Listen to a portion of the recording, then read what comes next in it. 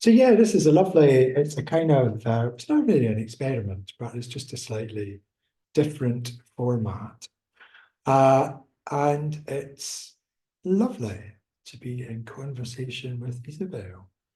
So I know Isabelle, first of all, through a mutual friend, Jaya Mooney, who wasn't Jaya Mooney at that point, No. but is now Jaya Mooney.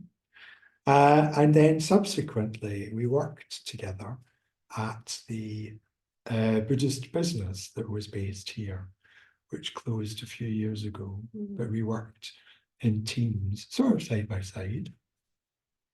Had a lovely time there, and I've seen Isabelle on and off for many, many, many years. True, yes. It's been lovely to share the space with you this evening.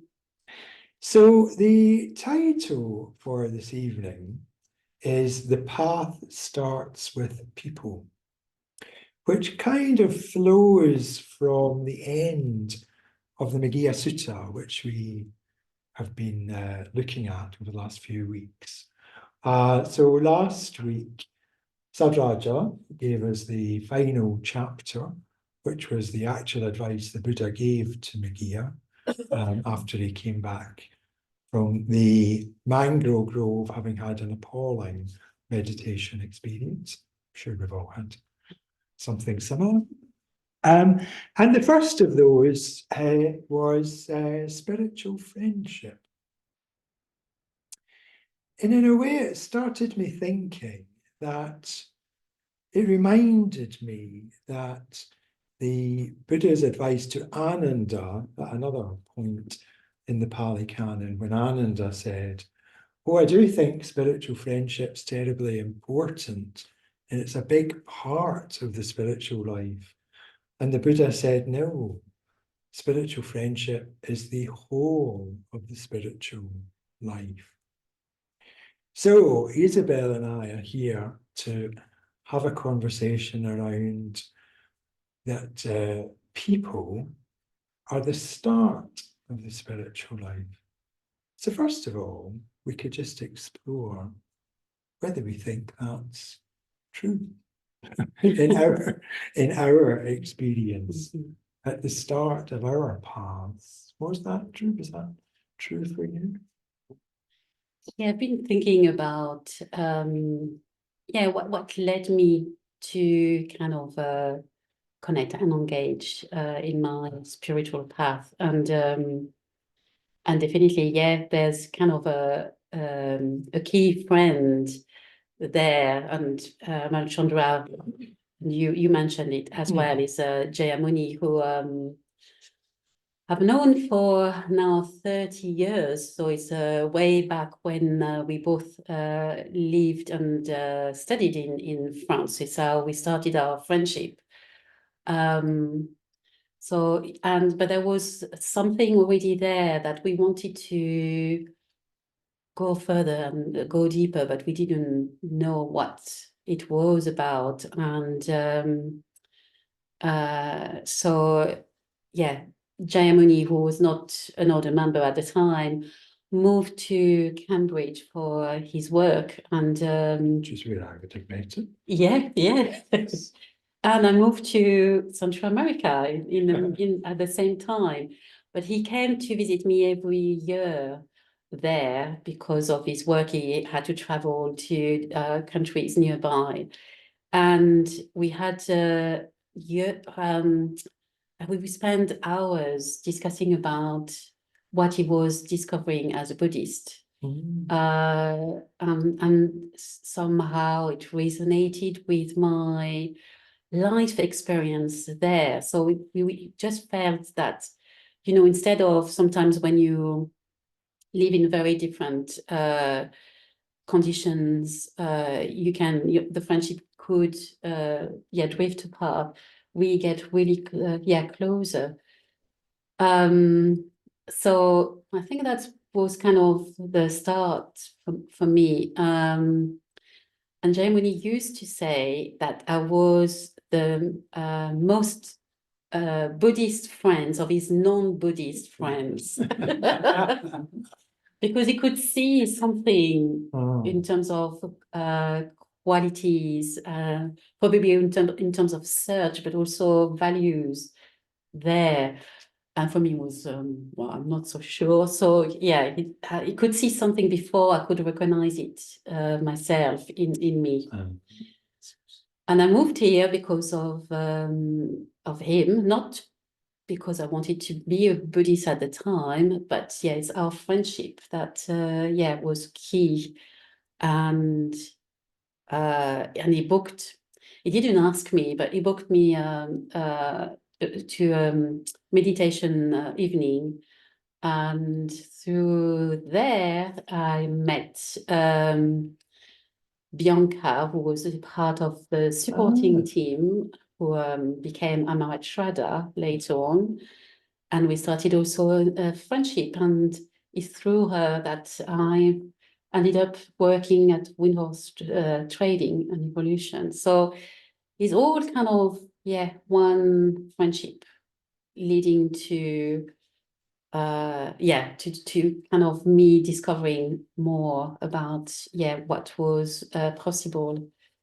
So that's some of them, but there's more. But yeah, so I think definitely I can say yes. Yeah, friendship and spiritual friendships have been really key for me. So yeah, what about you? How has it been for you?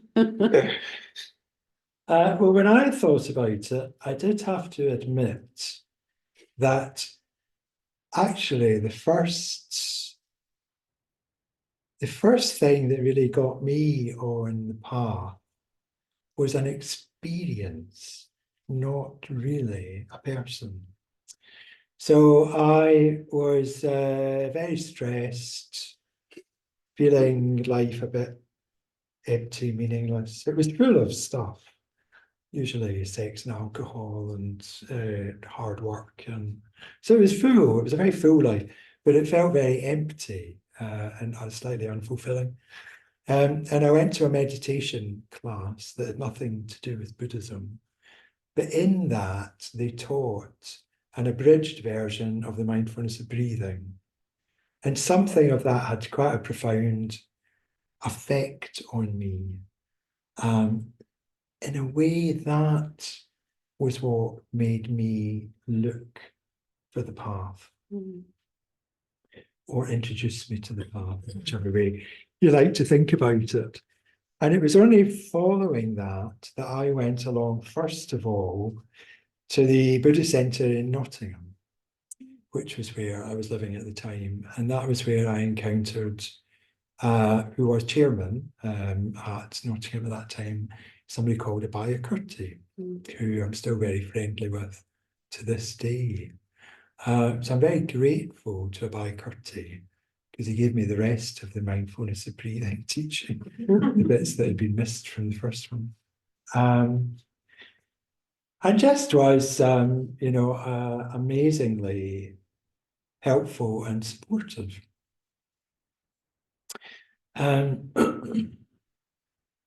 Which kind of takes me on to the kind of next question, really, which is that, we all meet lots of people in our lives in lots of different circumstances, in work and here and on the bus or wherever, on a train, through family, through other friends. But I think it's interesting to explore what is it about sort of what we might call spiritual friends or friends within the Sangha or whatever. What is it that gives them something slightly extra to, any other kind of general? So thinking about Bianca or Jayamuni, or what's Bianca's new name? I've forgotten again. Amarat Shraddha. Amarat Shraddha, that's right. So can you think of sort of particular qualities that they had that made them different from, as it were, non-spiritual friends or whatever? It's a mix. Yeah, there's a mix. I think there's something for me that was and I would mention that they could see something in me that I couldn't recognize at the time. And I guess it's about I don't, yeah. So there was this where I was a bit puzzled by it. It was like, what are they seeing? And yeah, so, but at the same time, there was also the fact we could go having more like in terms of connection, talking about something that was more connected to deep values. And again, when you are at the beginning of your spiritual path, it's not like you understand very clearly what's going on, but it's just like that's this kind of natural connection, which also is a bit puzzling at the beginning, because you feel that it goes, it's a bit different from other friendships. You touch something that's kind of deeper, and it takes years of developing that to understand. Yeah, you touch your deeper values, but also it's like for me, like with Jayamuni and Amar Shraddha. There was also Tejaswini at the time. She was also, I became a mitra because of her, and also asked for ordination because of her, because she was saying, well, Isabelle, so when it's time, you've been around for long enough, so what's happening? You're not asking, to become a mitra. And that's kind of interesting to have this interaction, but also seeing just, they are an example, a living example. Mhm. And that's also is where you connect. Jayamuni, because we've known each other before he became a Buddhist. So I could see really all the transformation. And that's very inspiring, and it's not so much sometimes about the communication, it's just seeing him changing. And you see that, with people going on retreat, that is kind of aura they have. And you see that people, when they're kind of more and more connected with their deeper values. So, and I was, it resonated with a longing in me. I just, again, it took me time to understand it, but I just wanted that. But yeah, at the same time, it can be also a bit frightening. It's like, because it seems really, at times, really intense. But so there's kind of, I want, something about wanting that. And in, and I want also to be, because I was kind of thinking, there's people, but also I feel like at the back, in the background, there's a Buddha. And I think there's been also this kind of friendship that's been there. Although at the beginning, for me, the Buddha was like a superhero figure, because seeing him looking young and what he achieved, but also slowly kind of by knowing him and his life better and his legacy better, just starting also to feel and develop that kind of friendship with him. So it's not someone alive, but I do feel there's also a friendship there. Mm. So it's interesting to see different aspects. Yeah. Well, I think my experience is in many ways echoes and mirrors some of the things you've been saying. So I think there's something, as you say, about being seen, about people actually seeing you and seeing things in you that you're barely aware of yourself, and seeing your potential, and seeing your potential and wishing you to reach that in a completely unselfish way. So thinking particularly about my preceptor Ratnagosha, I think he really saw much, much, much earlier than I did, Mhm. the potential that I had or have, hopefully have, and just guided me so unselfishly towards that.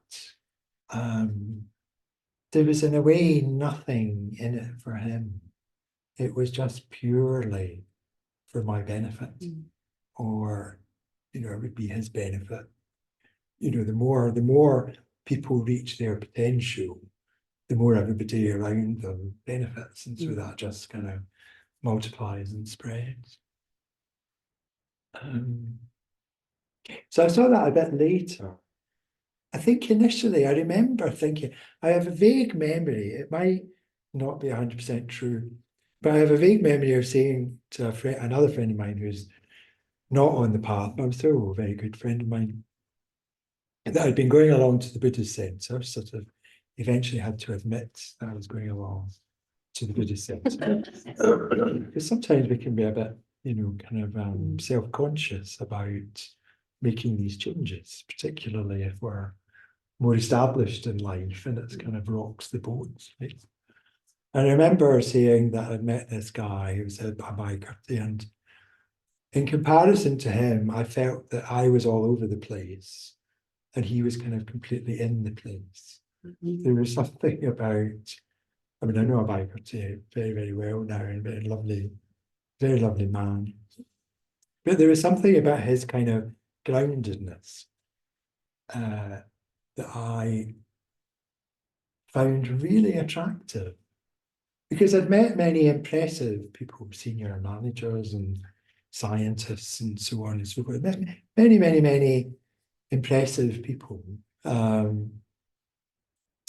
really through work. But there was something kind of, it was almost like a sort of flawed perfection or something. When you come across somebody on the path, there's something very grounded, very impressive about them, but they're not perfect. They don't pretend to be. They're kind of completely at one, as it were, with their flaws. You know, they'll admit them, they tell you that they're working with them, they'll tell you about them. There's something about being kind of flawedly perfect in a strange way, which I found very, very attractive. Because most people that I'd met, impressive as they were, they would try everything in their power to hide their flaws, to hide any sense of a flaw, because that would be weak, and therefore, you know, they may be under threat. So you would never get to see kind of behind the curtain. Whereas you meet people on the path and they just throw the curtains wide open and come in and have a look. And whilst doing that, they're able to see right through your curtain. There's something kind of, I don't know, sort of slightly mystical, magical about that ability to be at one with all your flaws, and yet at the same time helping other people selflessly through theirs and seeing them and seeing their potential. It's very, very, very beautiful. It's quite powerful and freeing, because it's not like you see as you develop your friendships with your peers and older members, and you know that's there's all the different layers there. So you can bring also that, you know, into the conversation, into the interaction, and just and also sometimes discovering parts of you that you were not so aware of, and so it's quite just being that's okay, that's what it is there today. Tomorrow it might be different, but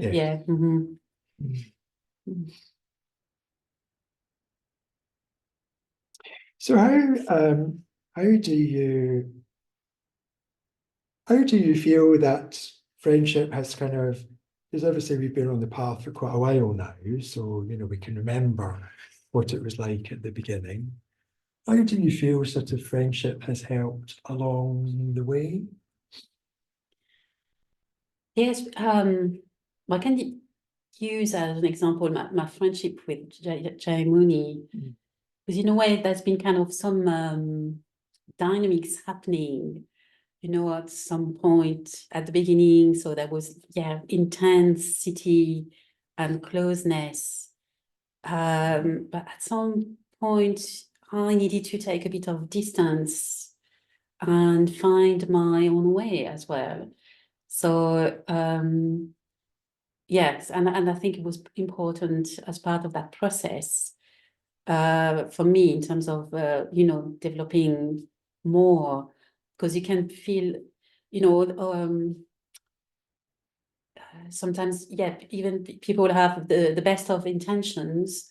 They also want to guide you a bit too much, and I was saying that a bit earlier, you need to make your own mistakes, and I think it's important as well. You need to find, yourself in that process. So I feel with him over the time, it's been like, this time of where really feeling close and after a bit more distant. And we are in a phase where we are, I feel also we have, you reach another level, and I don't really understand. It's difficult to articulate what it is, what has changed, but it's just feeling that, we reach another level, a deeper level in our friendship through that process. So I have, I'm in touch with him every 6 weeks, and we see each other, in person once a year. And it's interesting to see that. So I guess it's because I'm changing, that's also changing the friendship, and it's the same in other relationships as well.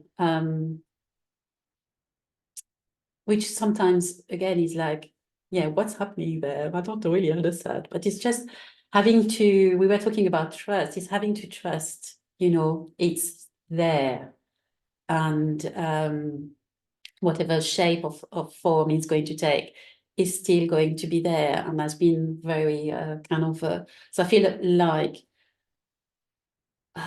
I feel being held by these people around. So, and in a way, depending on your temperament, I can be adventurous sometimes, and okay, if it's not the right thing, they're still there. So that's been really interesting to see that with time, and new friendships coming into the picture. So it's kind of as well. And the difficulty I find, I don't know how it has been for you, is like there's so many people you would like to know more, but at the same time, there's so much in terms of time and energy, but it's also about, depth. You want to have a meaningful and deep connection with people. So it's kind of having to, in a way, be aware of that, and managing, quality over quantity, and sometimes there's a nice connection with someone, and it doesn't have to be more than that. So different types, different things happening. Exactly. What about you? Well, again, so similar. This idea of kind of time, and how in the early stages of friendship or developing a friendship, you're with that person quite a bit. But once a spiritual friendship is established, you can trust, you said trust, you can trust that will remain. As I say, we both here worked at Windward, and a lot of our former colleagues have now left. But if they ever, wander back into the Buddhist Centre or whatever, it's like you haven't seen them since yesterday.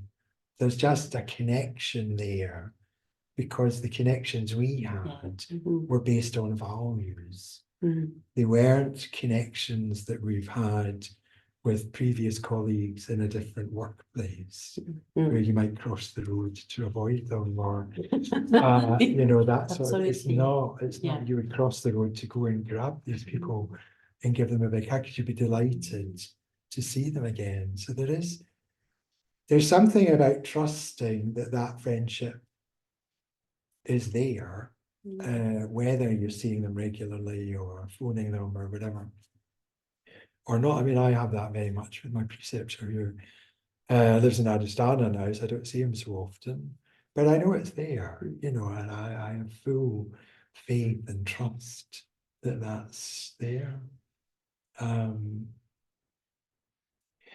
In a way, I mean, one of the things that's kind of alive, I think, for me is kind of trying to be a spiritual friend to people coming along, you know, on the courses or coming, you know, through in these evenings, and trying to learn in a way from the mistakes I made. I mean, one of the mistakes I think I made looking back was I didn't make enough of the friendships and supports that were offered. You know, I've had so much friendship and support offered to me from so many different people in this room, people I worked with, people at the centre. I didn't always make the most of that, I don't think. I think I was a little bit over-reserved. And I think that's something to reflect on and to learn from, whilst at the same time trying to be as open to offering friendship. So in a way, kind of in that cusp of being delighted and receiving loads of it, but having received loads of it, in a way trying to be part of passing it on, be part of that lineage.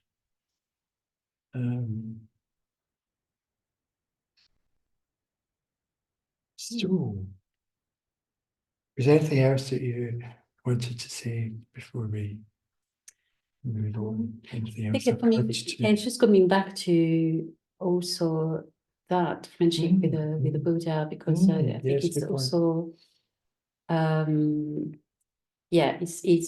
it's there, and again it's taking different, it's kind of evolving with time.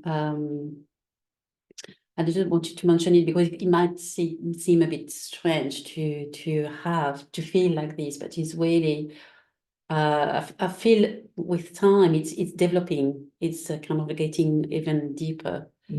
So so just wanting to bring that also in the picture. What about you? What's your friendship with the Buddha? Do you feel something? Gosh, yeah. It's very, very deep. My sadhana practice. So this is a practice that we take up when we get ordained. It's a kind of visualization practice. Is with the Buddha. It's with the Buddha teaching.